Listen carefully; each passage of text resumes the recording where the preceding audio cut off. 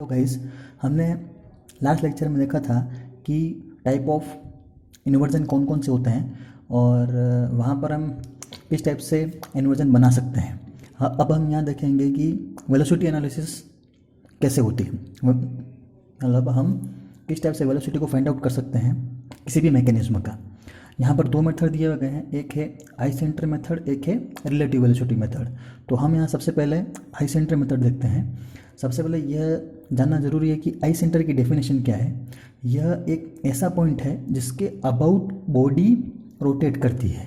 तो अभी तक सबसे सिंपल सी इसकी एक डेफिनेशन मिली हमें कि जिस पॉइंट के अबाउट बॉडी रोटेट कर रही है वो हमारा आई सेंटर होता है। यहाँ जैसे कि एक बहुत ही सिंपल सा दिख रहा है कि एक लिंक यहाँ पर 1 है, एक लिंक 2 है जो ओमेगा एंगुलर वेलोसिटी से रोटेट कर रहा है। उसका आई सेंटर अगर हमें फाइंड आउट करना है तो आई सेंटर जो होता है वो किसी दो लिंक के जहाँ पर हमारे पास कोई पिन जॉइंट बन रहा है वो हमारा उसका वो आई सेंटर होता है। चूँकि हमने इसकी डेफिनेशन देखी थी कि जिस पॉइंट के अबाउट बॉडी रोटेट कर रही है वो उसका आई सेंटर है। मतलब इस पॉइंट के अबाउट बॉडी अगर हमारी यहाँ पर रोटेट कर रही है तो हम इसको क्या बोलते हैं, I12। तो ये हमारा आई सेंटर है जो हमने लिखा है I12 इक्वस टू I21। चाहे बोलिए आप I12 बोलें चाहे बोलिए I21 बोलें, दोनों सेम है। जैसा कि अगर यहाँ से हम देखें कि मैंने इसको लिखा है IJ, इसका मतलब I centre of link I with respect to J। मतलब अब हम इसको कैसे भी यहाँ से फाइंड आउट कर सकते हैं कि अगर हम इसको I21 लिखें चाहे I12 लिखें, ये दोनों सेम है। तो यहाँ पर ध्यान देने वाली बात ये है कि हम इसको कैसे भी लिख सकते हैं। फिर हम ये देखते हैं कि ये वाला जो हमारे पास केस था ये पूरा प्योर क्या था, रोटेशनल केस था। ऐसे एक दो केस और देखते हैं हम। फिर यहाँ पर केस नंबर 2, ये भी प्योर रोटेशनल का केस है।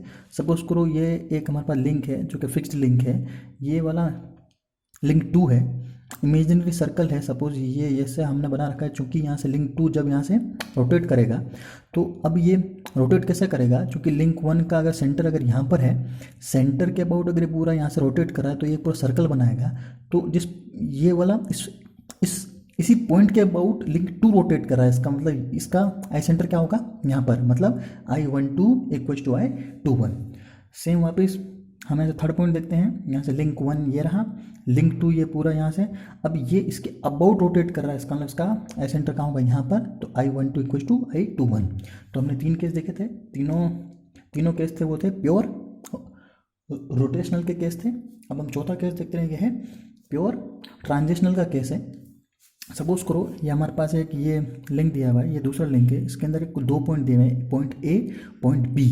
इन दोनों पॉइंट की वेलोसिटी जो है वो सेम है। इसका मतलब अगर ये वेलोसिटी अगर ये पॉइंट A यहाँ से मूव कर रहा है और पॉइंट B अगर सेम यहाँ पे मूव कर रहा है, तो अगर जब हम इसका आई सेंटर निकालेंगे, इसका मतलब अगर इसके अगर दोनों परपेंडिकुलर यहाँ पे ड्रॉ करते हैं तो ये दोनों कहाँ मिलेंगे, इन्फिनिटी पे। तो हमें ये ध्यान देना है कि जब भी प्योर रोटेशनल का होगा यहाँ पर आई क्या होगा, इन्फिनिटी पे। इस पॉइंट ये जो पॉइंट है, ये वाला पॉइंट बहुत समझने वाले, इस पॉइंट का बहुत ज़्यादा समझने वाली बात है। क्योंकि हमने क्या किया था रोटेशनल के अंदर तो हमको फाइंड आउट हो गया था। आगे जब हम देखेंगे यहाँ पर ट्रांजिशनल का ये जो केस था, इसको हम आगे समझेंगे कि चाहे भी कोई सा भी केस हो उसको हम कैसे फाइंड आउट करें। मतलब आई सेंटर जो है ये क्या है, सभी केसेस के लिए सेम नहीं होता। हम एक ऐसा यूनिवर्सल मेथड देखेंगे जिससे आई सेंटर को फाइंड आउट कर सकें। तो मैं आपके सामने एक वॉल मेथड बता रहा था जिसके अंदर हम केस कोई सा भी हो, चाहे बिल रोटेशनल का हो, चाहे बिल ट्रांजिशनल का हो, चाहे बिल कॉम्बिनेशन ऑफ बोथ हो, ट्रांजिशनल या फिर कोई सा भी केस हो, तो उस केस में क्या होता है। तो सबसे पहली चीज़ है कि चाहे बिल केस बिल कोई सा भी हो, चाहे बिल ट्रांजिशनल का हो, चाहे बिल रोटेशनल का हो, हमें ये ध्यान रखना है कि जो बॉडी जो मूव कर रही है वो प्योर क्या कर रही है, रोटेशनल में कर रही है। तो हमें ये ध्यान रखना है कि वो जो बॉडी किस पॉइंट के अबाउट घूम रही है या फिर रोटेट कर रही है, तो वही हमारा आई सेंटर है। इसके लिए मैंने यहाँ से एक बॉडी ली है। इस बॉडी के अंदर 2 पॉइंट है, point A point B। Point A की जो वेलोसिटी है वो VA यहाँ पर जा रही है, पॉइंट B की वेलोसिटी VB वो फिर हमारी यहाँ पर है। अब यहाँ से सबसे एक और हमने एक और मेथड डेवलप किया है। हम अगर इसके परपेंडिकुलर, इस पॉइंट के अबाउट अगर हम कोई परपेंडिकुलर ड्रॉ करें तो ये वाला, तो फिर ये वाला परपेंडिकुलर कहाँ होगा, ये वाले डायरेक्शन में। सेम बी के अगर अबाउट अगर परपेंडिकुलर अगर हमें ड्रॉ करना है तो ये कहाँ होगा, ये वाला परपेंडिकुलर होगा, मतलब ये वाला 90 डिग्री और ये वाला अपना 90 डिग्री। अब इन दोनों परपेंडिकुलर का जो हमारे पास ट्रांजेक्ट वो जो आया है, इंटरसेक्शन पॉइंट आया है, वो हमारा आई होगा, जो कि आई सेंटर है। तो हमें ये ध्यान रखना है कि पॉइंट, तो इसके अबाउट पॉइंट बी और पॉइंट ए रोटेट होंगे। इसका मतलब अगर हमें इसकी अगर वेलोसिटी निकालनी है तो अब क्या हमारे पास एक स्कूल मैथमेटिक्स से हमको पता है v इक्वस टू होता है आर ओमेगा, ये हमें पता है फॉर्मूला। ओमेगा की जो वैल्यू है वो क्या होती है, एंगुलर वेलोसिटी, वो हम देखेंगे कैसे फाइंड आउट करेंगे। और आर, ये जो आर है, इस आर का मतलब ये है कि उस बॉडी की आई सेंटर से डिस्टेंस, मतलब अगर इस पॉइंट ए की डिस्टेंस जो है इस बॉडी से कितनी है, इस आई सेंटर से कितनी है, हमें ये देखना है कि आई सेंटर से लेके इसकी डिस्टेंस कितनी है। ये नहीं देखना है कि वो एक सर्कल है या फिर वो एक हमारे पास कुछ स्लाइडर मैकेनिज्म बन रहा है। हमें ये देखना है कि बॉडी किस पॉइंट के अबाउट मूव कर रही है और वो पॉइंट जो है वो हमारा आई सेंटर है। पॉइंट बी की इससे डिस्टेंस देखनी है, मतलब अगर यहाँ से velocity of A find out करना है तो मतलब क्या होगा, velocity of A r omega V A equals to I A into omega. तो हमारे पास ये जो आई है आई ए, ये हमारा यहाँ पे आर हो जाएगा। सेम अगर हमें वी बी निकालना है तो क्या हो जाएगा, आई बी इंटू ओमेगा। अब ये चीज़ ध्यान रखनी है, ओमेगा हमेशा जो है वो यहाँ पर सेम होगा। क्यों, क्योंकि एक ही बॉडी में हो रहा है। आई सेंटर क्या होगा, इन दोनों का एक ना कहीं इंटरसेक्शन पे होगा, मतलब ओमेगा की जो वैल्यू है वो हमेशा यहाँ पे क्या हो जाएगी, कांस्टेंट। तो हम इसको यहाँ से, जैसे सपोज करो हमने यहाँ से वी बी लिया है तो क्या हो जाएगा, आई बी इंटू यहाँ से डब्ल्यू। तो अगर हम इसके अंदर वी ए डिवाइडेड बाय यहाँ से वी बी करेंगे तो I A into W divided by I B into W हो जाएगा। यहाँ से और यहाँ से दोनों क्या हो जाएगा, कैंसिल आउट हो जाएंगे, मतलब V A equals to V B equals to I A divided by I B हो जाएगा। तो यहाँ से ओमेगा अपने आप कैंसिल आउट हो गया। तो हम यहाँ से हम आराम से वैल्यू निकालते हैं वी ए की या फिर वी बी की। अब हमारे पास यहाँ पे नेक्स्ट पॉइंट है, वो है आई सेंटर को हम कैसे लोकेट करें। तो सबसे पहली चीज़ है यहाँ पे आई सेंटर को हम यहाँ से देखते हैं। पहला मेथड ये है कि मतलब डायरेक्ट उसके डायग्राम से फाइंड आउट करते हैं। तो जैसे डायरेक्ट डायग्राम से कैसे फाइंड आउट हो सकता है, जैसे सपोज करो एक हमारे पास टर्निंग पेयर है, मतलब एक कोई हमारे पास टर्निंग को है तो एक लिंक फिक्स्ड है, सेकंड इसके अबाउट यहाँ से रोटेट करा, मतलब लिंक 2 जो है लिंक 1 के अबाउट रोटेट करा, मतलब इसका आई सेंटर कहाँ होगा, I12 यहाँ पर या फिर I21 यहाँ पर होगा। तो ये हमने इसके यहाँ से डायग्राम से फाइंड आउट किया, जो कि डायरेक्ट जो ये वाला मेथड है। फिर यहाँ से कुछ केस हम लेते हैं रोलिंग के। ये ध्यान देने वाली बात है कि रोल किस पॉइंट के अबाउट कर रहा है। सपोज करो ये वाला एक हमारे पास ये सीधी स्ट्रेट लाइन थी, ये वाला हमारे पास दो क्या थे, कर्व्ड है सेक्शन है। तो यहाँ से अगर इसकी डायरेक्शन ऐसी है, इसमें भी सेम डायरेक्शन है, तीनों के अंदर अगर सेम डायरेक्शन में मूव कर रहा है तो हमेशा ये ध्यान देने वाली बात है कि जो जिस पॉइंट के अबाउट, सपोज करो ये अगर यूँ अगर रोटेट कर जाएगा, यहाँ से आगे यहाँ से रोटेट करेगा, सेम ये अगर यूँ अगर रोटेट कर रहा है, ये भी अगर सेम अगर ऐसे रोटेट कर रहा है, तो इन तीनों केसेस के अंदर जहाँ पर इस सर्कल का पॉइंट ऑफ कॉन्टैक्ट है, जहाँ इस सर्कल का पॉइंट ऑफ क्या है, कॉन्टैक्ट है, वहाँ पर इसका आई सेंटर होगा। सपोज करो ये लिंक 1 है, ये लिंक 2 है, लिंक 1 लिंक 2 लिंक 1 लिंक 2, इसका मतलब I12 जो है वो I12 या फिर I21 वो तीनों क्या होंगे, पॉइंट ऑफ कॉन्टैक्ट पे होंगे। तो ये चीज़ आप ध्यान रखें। अब हमारे पास तीसरा केस है कि हमने यहाँ से रोलिंग और टर्निंग दोनों देखे थे, अब यहाँ देख रहे हैं रोलिंग और फिर स्लाइडिंग अगर बोथ है। जब हमने देखा था कि ना रोलिंग का मतलब ये होता है, जब भी रोलिंग होती है तो आई सेंटर जो होता है वो हमारा होता है पॉइंट ऑफ कॉन्टैक्ट पे, और जब हमारे पास जब केस होता है स्लाइडिंग का तब वो होता है इन्फिनिटी पे। अब देखा जाए तो यहाँ हमारे पास पॉइंट ऑफ कॉन्टैक्ट है, इन्फिनिटी पे है, तो कहीं ना कहीं मिडिल ऑफ, मतलब कहीं ना कहीं हमारे पास मिडिल ऑफ सेक्शन में कहीं होगा, क्योंकि ये तो इन्फिनिटी जा रहा है और पॉइंट ऑफ कॉन्टैक्ट ये है। तो अगर दोनों केस में जैसे रोलिंग और फिर स्लाइडिंग हो रहा है तो कहीं ना कहीं यहाँ पर हमारे पास आई सेंटर अवेलेबल होगा। हमारे पास फोर्थ केस देखते हैं हम, अगर दो अगर वेलोसिटी गिवन है, जैसे वी ए और वी बी दोनों यहाँ पर एक दूसरे के पैरेलल यहाँ पर नहीं है, तो इसका मतलब क्या होगा कि इन दोनों को फिर यहाँ से हमने एक जो है परपेंडिकुलर फिर ड्रॉ किया अपन ने इसका ए पॉइंट से, एक परपेंडिकुलर हमने ड्रॉ किया से बी पॉइंट से, दोनों के इंटरसेक्शन पे। ये वाला आप बिल्कुल ध्यान रखें, जब आगे इसके जब हम सारे क्वेश्चन भी सोल्व करेंगे तो भी यही पॉइंट ध्यान रखेंगे। और हमारे पास दो और केसेस हैं। अगर ये वेलोसिटी ऑफ ए अगर पैरेलल है वेलोसिटी ऑफ बी के, और वी ए और वी बी ये प्योर अपने पास है ना स्लाइडिंग का केस आ गया, तो यहाँ पे ये देखते हैं ये वाला पॉइंट ए ये रहा, पॉइंट बी ये रहा, इसकी वेलोसिटी और इसकी जो वेलोसिटी ये दोनों बराबर है। तो हम अगर इसका परपेंडिकुलर ड्रॉ करें और अगर इसके परपेंडिकुलर को हम अगर यहाँ से ड्रॉ करें, तो इसका मतलब ये दोनों मतलब कहीं भी जाके नहीं मिल रहे हैं। इसका मतलब ये क्या हो रहा है, इन्फिनिटी पे। इसका मतलब इसका जो आई सेंटर होगा वो कहाँ होगा, इन्फिनिटी पे।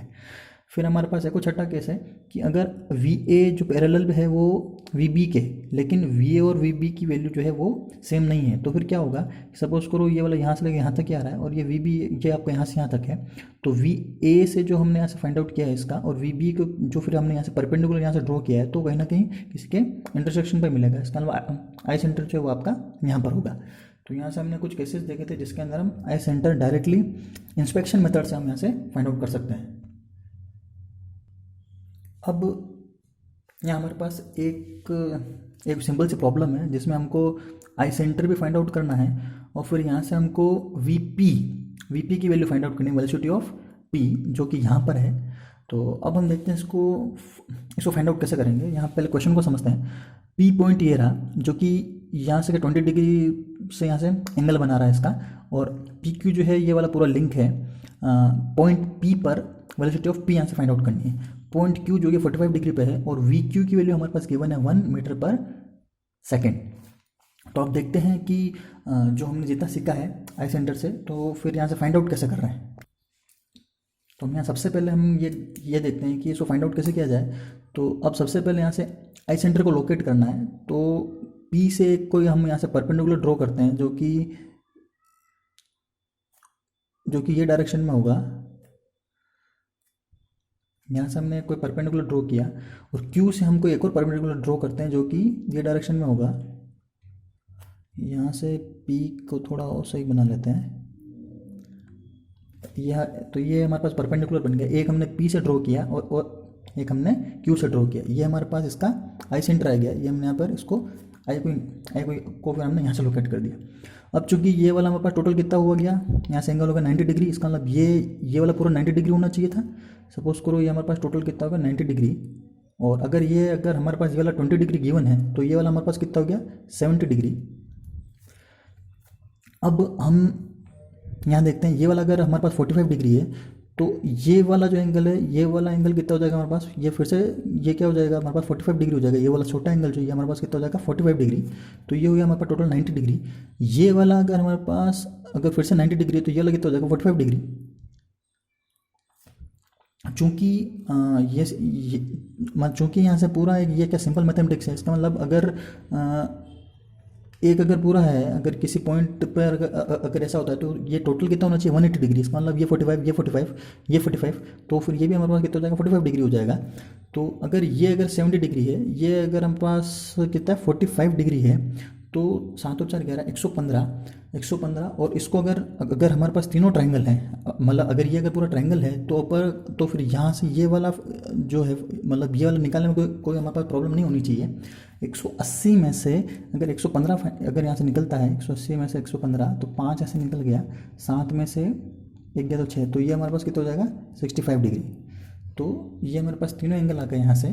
तो ये वाला 45 डिग्री, ये वाला 65 डिग्री, और ये वाला हमारे पास आ गया 70 डिग्री।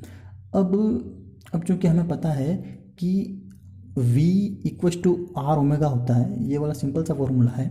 और अब हमें ये देखना है कि VP = क्या हो जाएगा R ओमेगा, सेम VQ = हो जाएगा R ओमेगा। ये वाला दोनों केसेस में आ गए। अब हमें देखना है कि R की वैल्यू क्या होगी। R की वैल्यू ये जब हमने पहले वहाँ पे डिस्कस किया था कि वो क्या था, जिस पॉइंट के अबाउट। इसका मतलब ये है कि P पॉइंट जो है वो I पॉइंट के अबाउट रोटेट कर रहा है। इसका मतलब क्या होगा, जो R जो होगा वो हो जाएगा VP = IP × W। Omega sorry, और वी क्यू, क्योंकि क्यू जो है, ये क्यू जो है वो भी आई पॉइंट के अबाउट रोटेट कर रहा है, इसका मतलब क्या हो जाएगा, वी क्यू इक्व टू क्या हो जाएगा, आई क्यू इंटू ओमेगा। हमारे पास दो इक्वेशन आ गई, दो इक्वेशन आ गई, इसका मतलब हम क्या कर सकते हैं, अगर इन दोनों में डिवाइड करें, V P by V Q equal to I P into omega divided by I Q into omega, यहाँ से कैंसिल आउट हो गया। चूँकि अब इस फॉर्मूले से ये भी पता चलता है कि ओमेगा जो होगा वो आपके पूरी बॉडी जितने भी आई सेंटर्स हैं वहाँ पर क्या होगी, सेम। अगर एक लिंक अगर काम करे तो यहाँ पर सब जगह ओमेगा यहाँ से हमारे पास सेम आ जाएगी। चूँकि वी क्यू जो है वो हमें गिवन है, वो है 1 मीटर पर सेकेंड, हमें क्या निकालना है, वी पी निकालना है, तो V Q equal to I P divided by I Q. अब हमारे पास क्या है, आई पी और आई क्यू फाइंड आउट करना है हमें, यहाँ से आई पी और आई क्यू। अब यहाँ से सिंपल सी, अब देखो हमारे पास ऊपर जो ये था हमारे पास एंगल है वो कितना है, एक है 65 डिग्री, एक है 45 और एक है यहाँ से 70 डिग्री। क्योंकि अगर हम यहाँ पर साइन रूल अप्लाई करते हैं, कौन सा रूल, साइन रूल अगर हम अप्लाई करते हैं, मतलब क्या होता है कि एडजेसेंट जो भी हम वो लेते हैं, लिंक लेते हैं, यहाँ पे जो भी हम साइड लेते हैं उसके एडजेसेंट जो भी उसके अपोजिट जो भी साइन एंगल बन रहा है हम उसको वहाँ से फाइंड आउट करते हैं। सपोज करो अगर हमें ये फाइंड आउट करना है, आई पी फाइंड आउट करना है, तो आई पी इक्वल टू कितना हो जाएगा, साइन 45 डिग्री, और आई क्यू इक्वल टू कितना हो जाएगा, आई क्यू इक्वल टू हो जाएगा साइन 70 डिग्री। तो हमारे पास यहाँ से डायरेक्टली आ गया, हम आई पी और आई क्यू की वैल्यूज यहाँ से फाइंड आउट करें, I P equal to V Q into sine 45 degree divided by sine 70 degree. तो अब हमारे पास सारी वैल्यूज लगभग आ गई है। वी क्यू की वैल्यू हमारे पास 1 है, साइन 45 और साइन 70 की वैल्यू को अगर हम हमारे कैलकुलेटर सॉल्व करेंगे तो आ जाएगी 0.96, इसका मतलब ये कितना आ गया, 0.96 मीटर पर यहाँ से सेकेंड आ गया।